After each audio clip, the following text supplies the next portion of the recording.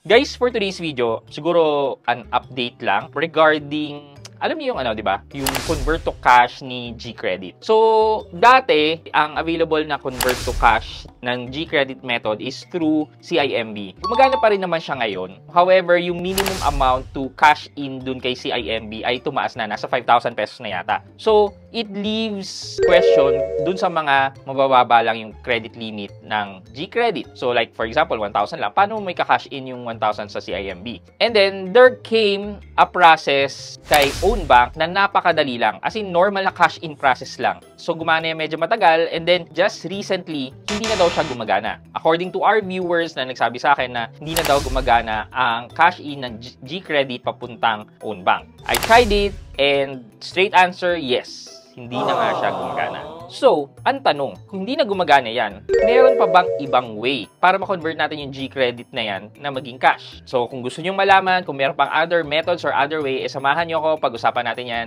Sit back and let's discuss. Coming right up.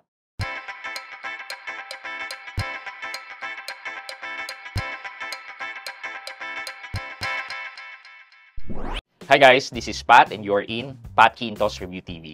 So if you're new to my channel, I do reviews about personal finance na meron akong experience or meron na akong knowledge. Na ginawa ko yan ng videos and playlists na makita nyo dito sa taas. At kung bago ka dito sa channel ko, you may want to consider subscribing to my channel. Okay, so straight answer, yes, meron pa naman. However, in doing this, kailangan mo ng access sa iba't ibang apps. There are two methods na alam ko na pwede pa, na walang minimum amount. Even 100 pesos, pwede kang mag-cash in yata using GCredit. So, ano yung una? Una is through coins.ph.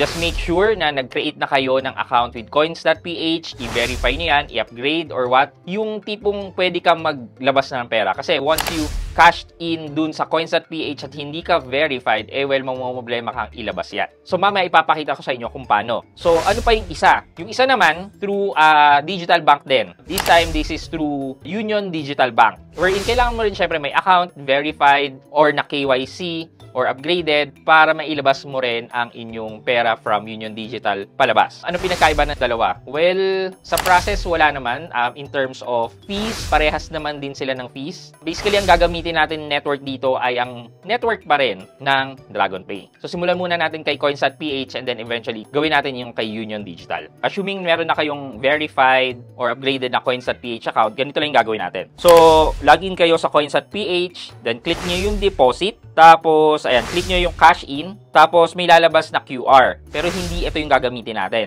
So, i-scroll nyo lang yan pababa, hanapin nyo yung remittance. So, under remittance center, may Cebuana Luwilier, may Palawan Pawn Shop. Ako, ang pinili ko dito ay M. Luwilier. Do pwede rin naman Palawan Pawn Shop, pero parehas lang naman din. So, click nyo yung M. Luwilier, tapos i-enter nyo yung amount, let's say 100 pesos, ayan. And then, i-enter nyo yung email address nyo. Tapos, yan. Basically, may 25 pesos na charge si coins.ph. And then, pag-click nyo na next, lalabas na dito yung reference number na gagamitin natin sa DragonPay. So, i-copy nyo yan, yung reference number na yan, tapos punta na kayo sa GCash nyo. Okay, login kayo sa GCash, tapos, click nyo yung bills. Pagka-click nyo yung bills, click nyo yung payment solution. Dun sa payment solution, i-type nyo Dragon. Ayan. Tapos, lalabas DragonPay. Click nyo yung DragonPay. I-enter nyo na yung amount na i-cash nyo. Diba, ang kinash in ko kanina is 100. So, lagyan nyo yung 100. And then, i-enter nyo yung reference number. Maglagay din kayo ng contact number. Tapos, once done, click next. I-check nyo na lang yung protect your bills kasi wala namang sense yan. Tapos, mapupunta na kayo dito sa page na to wherein papapiliin ka kung yung cash na nasa e-wallet mo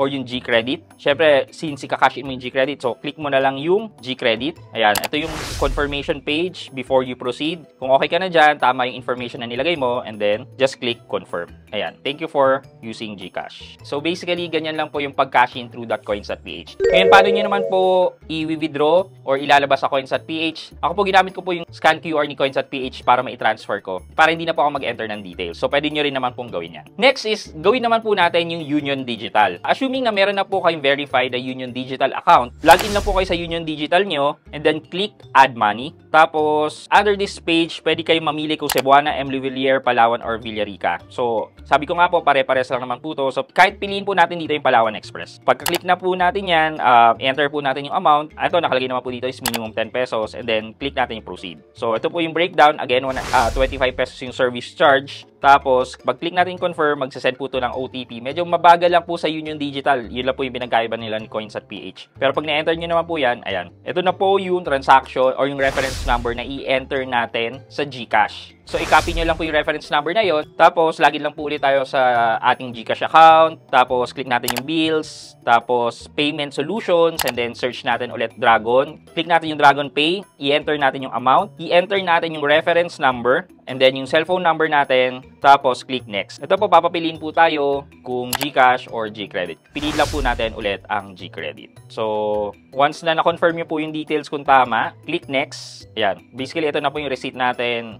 Process na siya ni Dragon Pay. Nakalimutan ko po palang sabihin na merong additional na 10 pesos charge si GCash naman dahil sa paggamit natin ng bills payment. So, in total, around 35 pesos po ang magiging service fee or charges sa inyo pag magka-cash in kayo using your GCredit. And then from Union Digital, pwede nyo na siyang i-bank transfer sa inyong e-wallet or any bank account. So yeah, gumagana pa naman po. Pwede nyo pa rin pong gamitin or pwede nyo i-test. Yun nga lang po, kakailanganin nyo mag-create ng additional account with Union Digital or create additional account with Coins@ph. And make sure na verified or upgraded ang inyong mga account before transacting para po hindi maipit ang pera nyo dito sa mga apps na to. Hindi ko rin po alam ang reason talaga kung bakit nawala na po ang dating cash-in process using GCash sa own bank, pero wala na po kasi tayong magagawa. So, kung ano na lang po meron, yun na lang po yung pwede nating gamitin. Siguro dati dahil yung GCredit kilala talaga at hindi pa marami ang nag-o-offer ng mga revolving credit service, 'di ba? Like si Atome hindi pa yan kilala dati. So, gusto kong itanong sa inyo as for our question of the day. Gamit na gamit nyo pa rin po ba si GCredit right now versus sa ibang mga revolving credit natin with the likes of Atome, Maya Credit, Salmon, etc.? At bakit? Well, let me know po sa comment section sa baba at may chance po kayo manalo ng 1,000 pesos sa ating weekly GCash giveaway. Yun lamang po, but before we end this video, mag-shoutout po muna tayo at shoutout kay Tiang Ami Ramirez at Ami Ramirez 2614. Sabi niya, pa-shoutout naman dyan, Sir Pat. At Ami Ramirez, shoutout po sa inyo. Thank you so much po for watching and supporting my videos. Thank you so much. I hope you can like this video, leave a thumbs up, and if not, wala rin problema dyan, but continue to support me by subscribing to my channel by clicking the subscribe button and also the bell button so that means subscribe para ma-receive kayo yung latest notification sa lahat ng upload ko. Again guys, this is Pat Quinto and you're in Pat Quinto's Review TV. Bye-bye!